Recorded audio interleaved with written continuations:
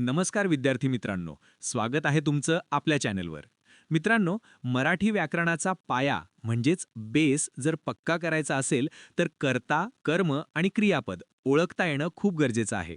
तुम्हाला प्रयोग शिकायचा असेल किंवा वाक्य रूपांतर, जर कर्ता ओळखता आला नाही तर उत्तर चुकणारच.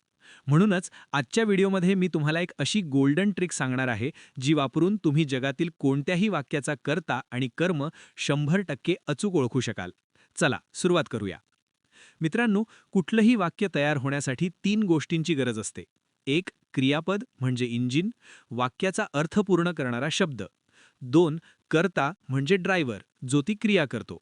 3 कर्म म्हणजे पॅसेंजर, ज्याच्यावरती क्रिया घडते. उदाहरण बघा, सचिन क्रिकेट खेळतो. यात खेळणारा कोण? सचिन, कर्ता. खेळण्याची क्रिया कोणावर झाली? क्रिकेटवर, कर्म. आणि खेळतो हे क्रियापद. हे ऐकायला सोपं वाटतं, पण परीक्षेत फसवी वाक्य येतात. ती कशी सोडवायची ते पुढे बघू. सर्वात पहिली स्टेप, वाक्यात काहीही शोधण्याआधी वाक्याचा बॉस म्हणजेच क्रियापद शोधा. हे खूप सोपं आहे. वाक्याच्या शेवटी बघा, ज्या शब्दाने वाक्याला अर्थ मिळतो ते क्रियापद. उदाहरणे पहा. राम आंबा खातो, मला चंद्र दिसतो, श्रावणीला थंडी वाजते. इथे खातो, दिसतो, वाचते हे शब्द काढले तर वाक्याला काहीच अर्थ उरणार नाही. म्हणून हे क्रियापद आहेत. आता सर्वात महत्त्वाची स्टेप, कर्ता कसा ओळखायचा. बऱ्याच मुलांना वाटतं की वाक्याच्या सुरुवातीला जो शब्द येतो तोच कर्ता असतो. हे साफ चुकीचं आहे. कर्ता शोधण्यासाठी हा फॉर्म्युला पाठ करा. फॉर्म्युला: मूळ धातू प्लस नारा नारी प्लस कोण. उदाहरण बघा. पक्षी मासा पकडतो. इथे क्रियापद आहे पकडतो. यातला मूळ शब्द म्हणजे धातू आहे पकड. आता प्रश्न विचारा, पकडणारा कोण? उत्तर काय येतंय? पक्षी. म्हणून पक्षी हा कर्ता आहे. आता लक्ष द्या, परीक्षेत नेमकी हीच वाक्य येतात आणि 90% मुलं इथेच चुकतात. पहिलं वाक्य, श्रावणीला थंडी वाजते. मुलांना वाटतं श्रावणी कर्ता आहे, पण आपल्या ट्रिकने प्रश्न विचारा. क्रियापद वाजते आहे. वाजणारी कोण? श्रावणी वाजते का? नाही, थंडी वाजते. म्हणून या वाक्यात थंडी हा कर्ता आहे. दुसरं वाक्य, राजाला मुकुट शोभतो. प्रश्न विचारा, शोभणारा कोण? राजा नाही तर मुकुट शोभतोय, म्हणून मुकुट कर्ता आहे. तिसरं वाक्य, आजीला चष्मा सापडला. प्रश्न विचारा, सापडणारा कोण? आजी नाही, चष्मा सापडला, म्हणून चष्मा कर्ता आहे. मित्रांनो, ही ट्रिक डोक्यात फिट करून ठेवा.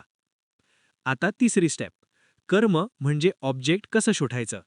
कर्म म्हणजे ज्याच्यावर क्रिया घडते किंवा जो मार खातो, सोसणारा.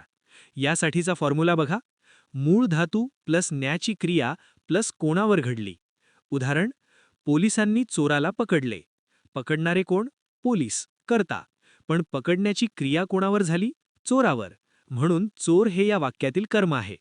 लक्षात ठेवा, जेव्हा कर्ता आणि क्रिया ज्याच्यावर होते तो घटक वेगळा असतो तेव्हाच कर्म असते. यावरूनच वाक्याचे 2 प्रकार पडतात. एक सकर्मक, ज्यात कर्म असते, जसे की राम लाडू खातो. खाणारा राम कर्ता आणि संपणारा लाडू कर्म.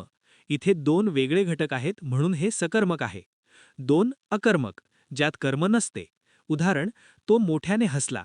हसणारा कोण? तो कर्ता. हसण्याची क्रिया कोणावर झाली? त्याच्यावरच झाली, दुसऱ्या कोणावर नाही. जेव्हा क्रिया कर्त्यापाशीच थांबते, पुढे जात नाही, तेव्हा त्या वाक्यात कर्म नसते. म्हणून हे अकर्मक वाक्य आहे. अंतिम उजळणी, मास्टर चार्ट. चला, आत्तापर्यंत जे शिकलो त्याची एका मिनिटात रिव्हिजन करूया. परीक्षा हॉलमध्ये हा चार्ट तुमच्या डोळ्यासमोर आणा. 1 आधी क्रियापद शोधा, शेवटी. 2 कर्ता शोधण्यासाठी विचारा, करणारा कोण? नारा नारी प्लस कोण. 3 कर्म शोधण्यासाठी विचारा, क्रिया कोणावर घडली? न्याची क्रिया प्लस कोणावर. बस, एवढं केलं तर तुमचा एकही मार्क जाणार नाही. तर मित्रांनो, मला खात्री आहे की आता तुम्हाला कर्ता कर्म ओळखण्यात काहीच अडचण येणार नाही. तुम्हाला हा व्हिडिओ कसा वाटला हे कमेंट करून नक्की सांगा. पुढचा व्हिडिओ प्रयोगवर पाहिजे असेल तर खाली नेक्स्ट व्हिडिओ अशी कमेंट करा. व्हिडिओला लाईक करा आणि चॅनलला सबस्क्राईब करायला विसरू नका. भेटूया पुढच्या व्हिडिओमध्ये. धन्यवाद.